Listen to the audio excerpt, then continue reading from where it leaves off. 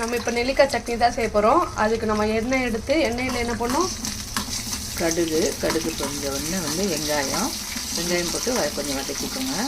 அந்த இதுவும் அந்த எல்லோ கலரில் போட்டுருக்கீங்களா? அது உளுத்தம்பருப்பு கொஞ்சம் போட்டுட்டு வதக்கிக்கணும். கொஞ்சம் வதக்கிட்டோம்னா கருவேப்பிலை போடணும், காஞ்ச மிளகாய் போடணும். இந்த இப்போ போடுறத காமிக்கிறேன். மிளகாய் போட்டுக்கலாம், காஞ்ச மிளகாய் 2 போட்டுக்கிறேன்.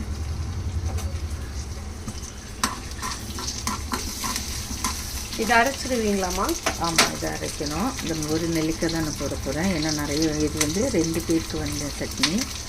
வீட்டில் 3 பேர் இல்லையாம்மா?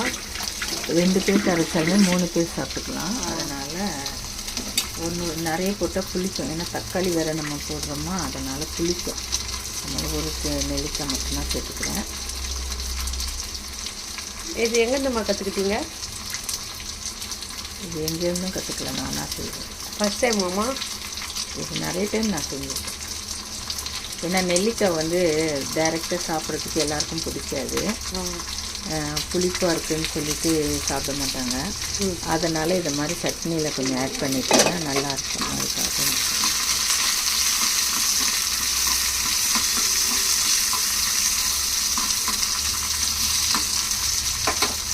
கருவேப்பிலை சேர்த்துக்கலாம். கருவேப்பிலை கொஞ்சம் ஆட் பண்ணிப்போம்.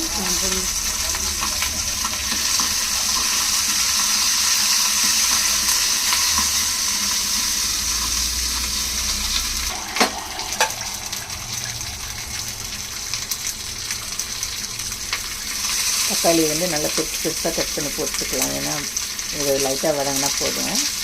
அதனால் பெருசாக இருந்தாலும் ஒன்றும் பிரச்சனை இல்லை.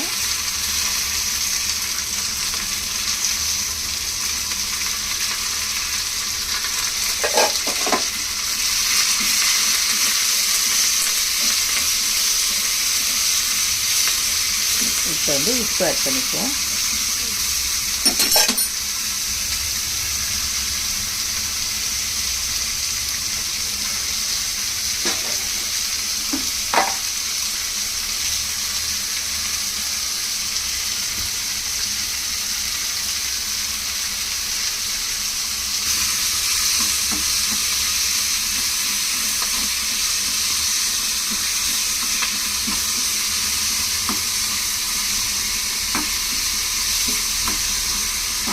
லேசாக வதங்கினாலும் போதும், ரொம்ப வதக்கணும்னு கூட இல்லை. லேசாக வதக்கினா ஒரு 2 மினிட்ஸ் வதக்கிட்டு விட்டுடலாம். இந்த ஆற விட்டுட்டு நம்ம அப்படியே மிக்ஸி ஜாரியில் போட்டு அரைச்சி எடுத்துட்டா போதும். தக்காளி வெங்காயம் போட்டு வச்ச சட்னி ரெடி ஆகிடும்.